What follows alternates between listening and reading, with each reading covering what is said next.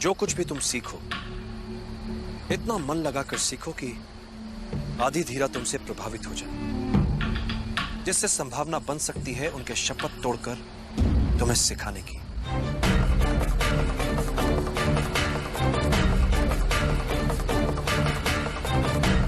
ये सब तुम पर निर्भर करता है। यदि तुम एकाग्रचित हो सको,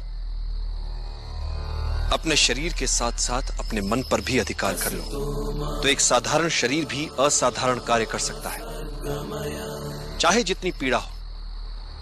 यदि तुम्हारा मन उस पीड़ा को माने ही ना तो। इतिहास में ऐसे कई वीरों के विवरण हैं जिनका सर धड़ से अलग हो गया, किंतु वो युद्ध में लड़ते रहे, रक्त की अंतिम बूंद तक लड़ते रहे। उन योद्धाओं को गौरवान्वित करो, बता दो उन्हें कि अब तुमने संभाला है उनका उत्तरदायित्व। निद्रा भोजन भोग भय, ये नर पशु समान, ज्ञान अधिक इक नरन में, ज्ञान बिना पशु जान।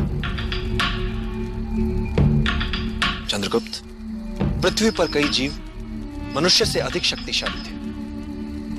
गाय, बैल, शेर, हाथी सभी मनुष्य से अधिक बलवान थे, किंतु राज किसने किया पृथ्वी पर?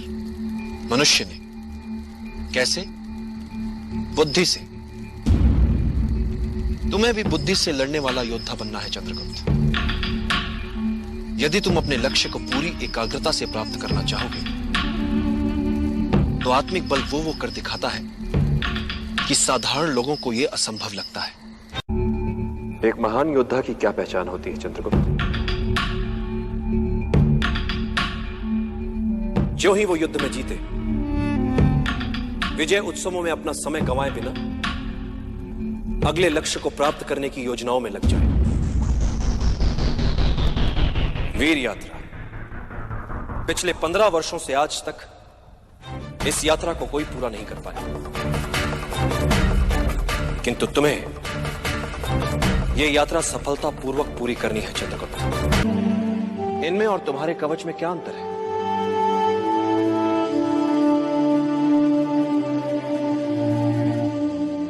तो फिर इस कवच का और इस वीर यात्रा का कोई महत्व नहीं आचार्य। मूल्य यात्रा का है, यात्रा में मिली वस्तु का नहीं। मैं कुछ समझा नहीं आचार्य। यही समझाने के लिए मैंने तुम्हें यहां बुलाया है चंद्रगुप्त। व्यक्ति को जब आगे बढ़ना होता है तो सबसे पहले वो अपना लक्ष्य तय करता है, और जब वो व्यक्ति लक्ष्य की ओर बढ़ता है, राह पर निकल पड़ता है, तो मार्ग उसे सिखाता है, संवारता है, बनाता है, और यही अनुभव उसकी पूंजी होते हैं।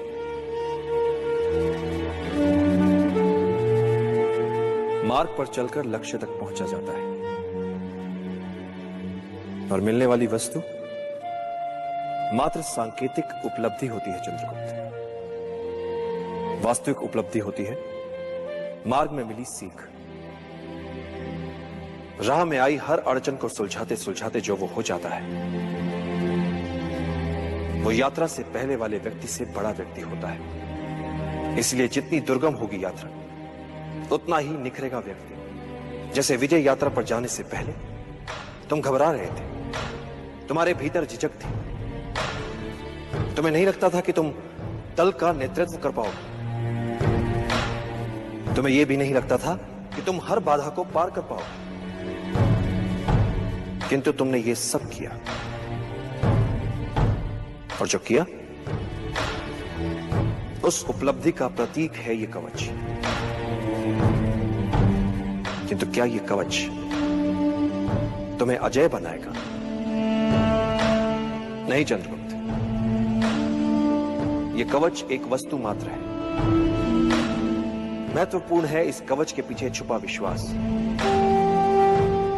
इस विजय यात्रा से मिला तुम्हारे व्यक्तित्व को निखार, यही बनाएगा तुम्हें अजय।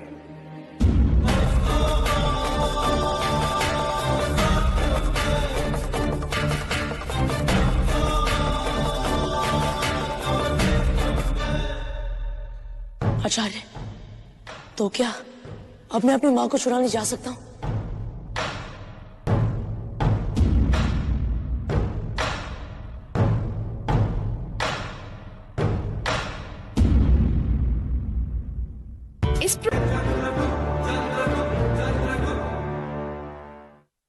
यह कवच एक वस्तु मात्र है। महत्वपूर्ण है इस कवच के पीछे छुपा विश्वास। इस विजय यात्रा से मिला तुम्हारे व्यक्तित्व को निखार। यही बनाएगा तुम्हें अजय।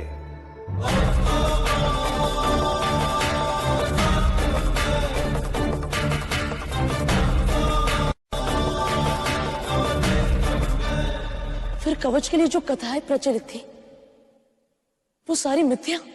इनकी थी वो कथाएं उन महान योद्धाओं की जिनकी महानता ने उनके कवच तक को इतिहास बना दिया। तो बड़ा कौन? वो कवच, वो व्यक्ति, या वो योद्धा, या वे कार्य, वे महान युद्ध जिनसे वो इतिहास में अमर हो गए।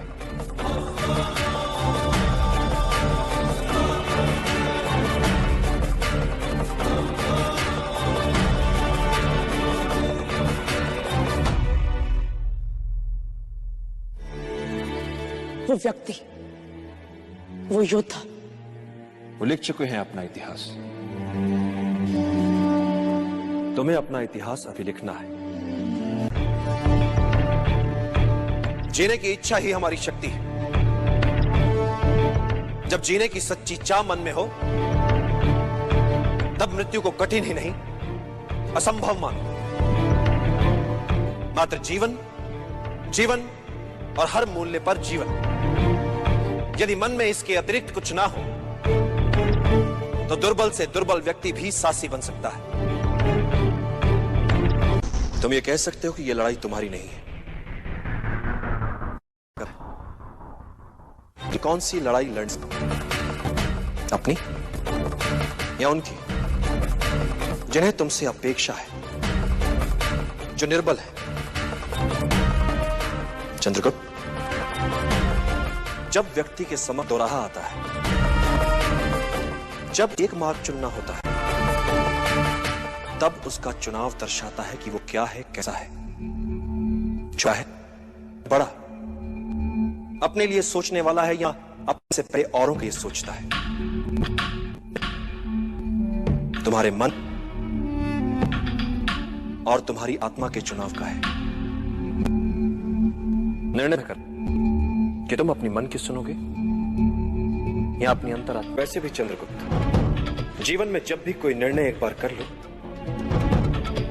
तो पलट कर मत देखो, क्योंकि पलट पलट कर पीछे देखने वाले इतिहास नहीं बनाते।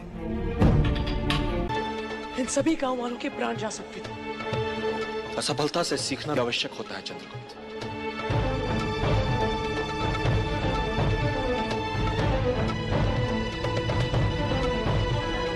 किंतु हर बार त्रुटि नहीं होनी चाहिए।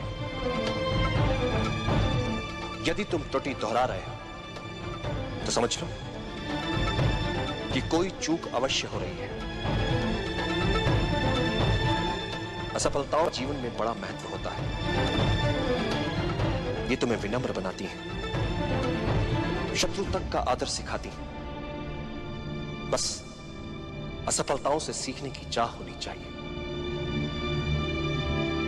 इस असफलता को भी सीखने का एक और अवसर मानो। इस असफलता से मुझे क्या सीखना चाहिए आचार्य? जब भी कोई योजना बनाओ और यदि वो सफल हो जाए तो क्या उससे बाहर कैसे निकलोगे? इस पक्ष को सदैव याद रखो। नेतृत्व क्या होता है? शत्रु या विपरीत परिस्थितियों के प्रति मन में उनका सम्मान होना। एक अच्छा राजा वो नहीं जो आक्रमण करना जानता है। एक अच्छा राजा वो है जिसे पीछे हटना भी आता है, पुनः संगठित होने के लिए समय जुटाना भी आता है। पीछे हटने में कोई लज्जा नहीं। ये अगले दिन नए उत्साह से लड़ पाओ। यही तुमने आज किया चंद्रका। गुरुकुल का हर पाठ होता है पूर्व निर्धारित, हर प्रश्न भी, हर प्रश्न का सही उत्तर भी पढ़ाने से पूर्व जानता है गुरु कि उसे क्या पढ़ाना है। और विद्यार्थी के पास हर समय उपलब्ध होते हैं ग्रंथ, किंतु जीवन में कुछ भी पूर्व निर्धारित नहीं होता। न प्रश्न, न उत्तर, न सहायता के लिए गुरु, न ग्रंथ। जीवन में हर प्रश्न के एक से अधिक संभावित उत्तर, उचित उत्तर चुनना है बिना किसी सहायता के।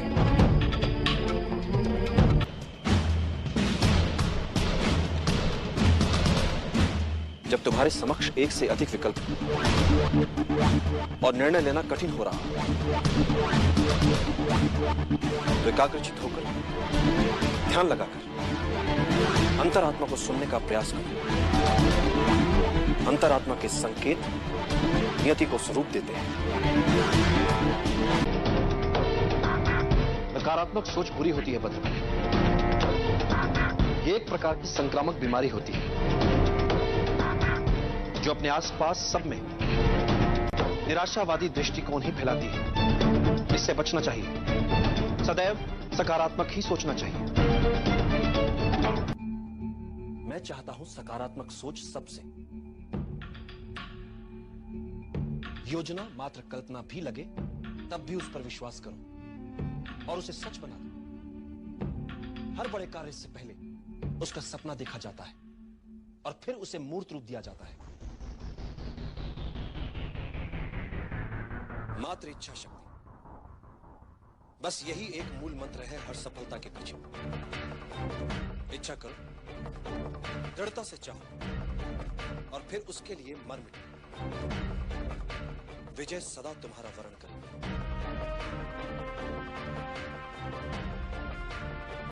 बच सकते हैं। अति बुद्धिमान क्या होता है? सामान्य बुद्धि चातुर्य से कुछ अधिक। संकट में बुद्धिमान नहीं, वो बचेगा जिसमें अनुकूलन की क्षमता अधिक हो, जिसने स्वयं को परिस्थितियों के अनुरूप ढाल लिया हो, वही संकट से बच पाएगा। और यही सार्वभौमिक नियम है।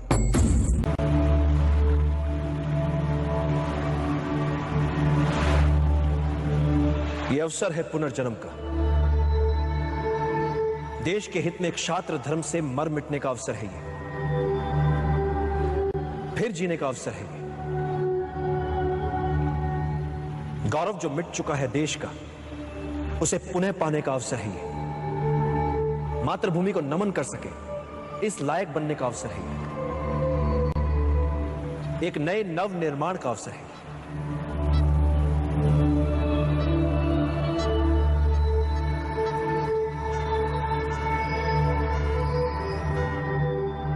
निर्णय आपको लेना है। चाहे तो आप सब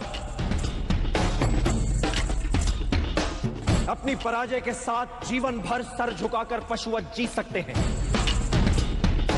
या फिर अपनी मातृभूमि के लिए अपना सर्वस्व न्यौछावर करने के महाअभियान में मेरा साथ दें। मेरा सदा पराजय की अनित्यता में विश्वास रहा है। अनित्य होती है पराजय।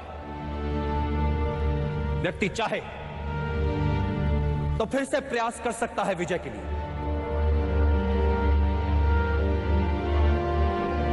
जब वो मन से पराजय को स्वीकार करता है तब वो होता है पराजित। कई बार मन से पराजय को स्वीकार करने वालों को,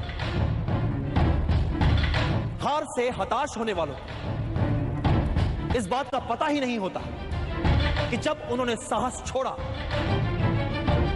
तब वो विजय के कितने निकट थे। हर पराजय विजय यात्रा के मार्ग में आने वाली एक अनुभव मात्र होती है। ऐसा अनुभव जो हमें कुछ और सिखाता है, हमारी कमियां हमें बताता है, हमें विजय के और निकट ले जाता है। इसलिए यवनों से मिली पराजय को भुला दीजिए। आइए मिलकर एक बार फिर हम सब एक और प्रयास करते हैं। मिलकर किया हुआ प्रयास कभी व्यर्थ नहीं जाता। मिलकर आज हम अपने देश का एक नया इतिहास रच सकते हैं, एक नया समाज गढ़ सकते हैं, नियति के लिखे तक को बदल सकते हैं। आज हमारे समक्ष जो अवसर है, ऐसा अवसर भाग्यशालियों को ही मिलता है। अपनी मातृभूमि को विदेशी आक्रमणकारियों से मुक्त करवाने का अवसर, अपने ऋण से उऋण होने का अवसर, अपने राष्ट्र के नवनिर्माण का अवसर, अपने गौरव को पुनः प्राप्त करने का अवसर, अपनी मातृभूमि के लिए मर मिट जाने का अवसर। तो आइए अपनी मां की लाज बचाएं, मिलकर इन विदेशियों को मार भगाएं। निर्णय आपको लेना है।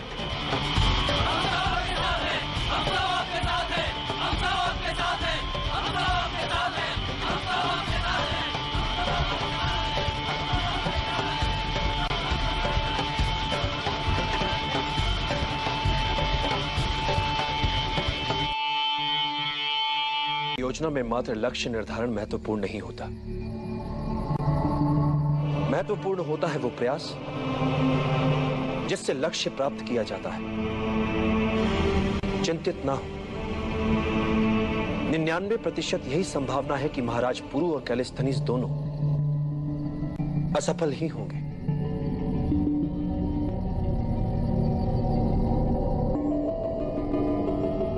इसीलिए एक और वैकल्पिक योजना है मेरे पास। क्रोध के उन्माद में नहीं होता है समस्या का निदान, किंतु शांत चित्त हर समस्या का हल ढूंढ सकता है। एक बात सदैव स्मरण रखना चंद्रगुप्त, कोई भी नियति जनित समस्या मानवीय क्षमताओं से बड़ी नहीं है। समस्या मात्र इतनी सी है कि अधिकतर लोग कठिनाइयों को केवल देखते रह जाते हैं, किंतु कुछ लोग कठिनाइयों के बीच रहकर भी अपने लक्ष्य को प्राप्त करने की क्षमता रखते हैं। इतिहास में केवल उन्हीं का नाम लिखा जाता है जो विषम से विषम परिस्थितियों में रहकर भी अपने लक्ष्य को दृष्टि में रखकर दैनिक समस्याओं में बिना उलझे लक्ष्य प्राप्ति के मार्ग में आने वाली कठिनाइयों को समूल सुलझा लेते हैं।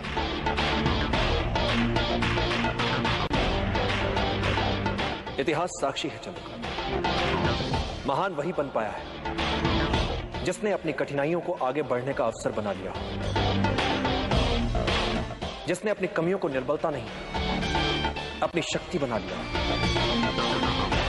असंभव दिखने वाला निर्णय होता क्या है? एक ऐसा कठिन निर्णय जो लिया जा सकता है। इसलिए चाहे जितना संभव लगे निर्णय लो, क्योंकि समस्या को अनिर्णय से खींचोगे तो समस्या तुम्हें खा जाएगी। निर्णय लेने में साहस करो, फिर देखो इतिहास तुम्हारा नाम कैसे अमर बना देता है। एक सरल नियम है चंद्रगुप्त, समस्या तुम्हें समाप्त करे उससे पहले समस्या को समाप्त कर दो, जड़ से मिटा दो, ताकि वो अपना सर ही ना हो, ताकि वो अपना सर ही ना हो, ताकि वो अपना सर ही ना हो।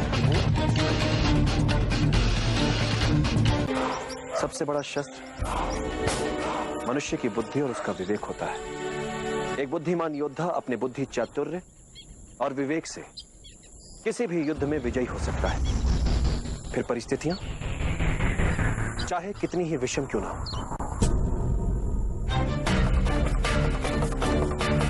शासन के लिए सभी मनमाने अधिकारों का केंद्र नहीं हो सकता। क्योंकि मेरे विचार से राजा को एक निश्चित समय के लिए शासन मिलना चाहिए, जीवन भर के लिए नहीं।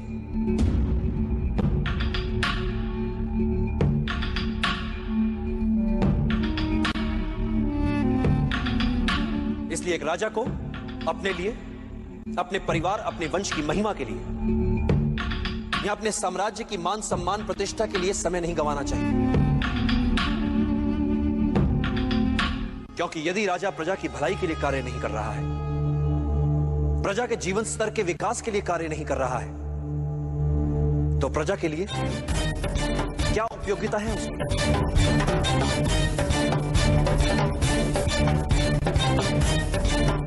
मैंने तुमसे कहा था ना कि चाणक्य बहुत गुणी है। एक राजा का शासन तभी तक तर्कसंगत है जब तक वो प्रजा के हित में है, अन्यथा उसका कोई अर्थ नहीं, कोई औचित्य नहीं।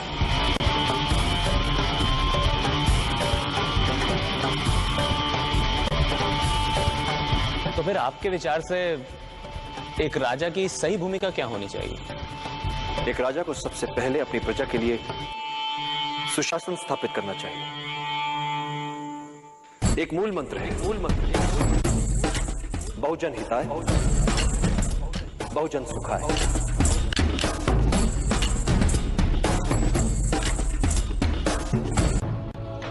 किसी भी योद्धा के लिए युद्ध में सबसे महत्वपूर्ण शस्त्र होता है गति।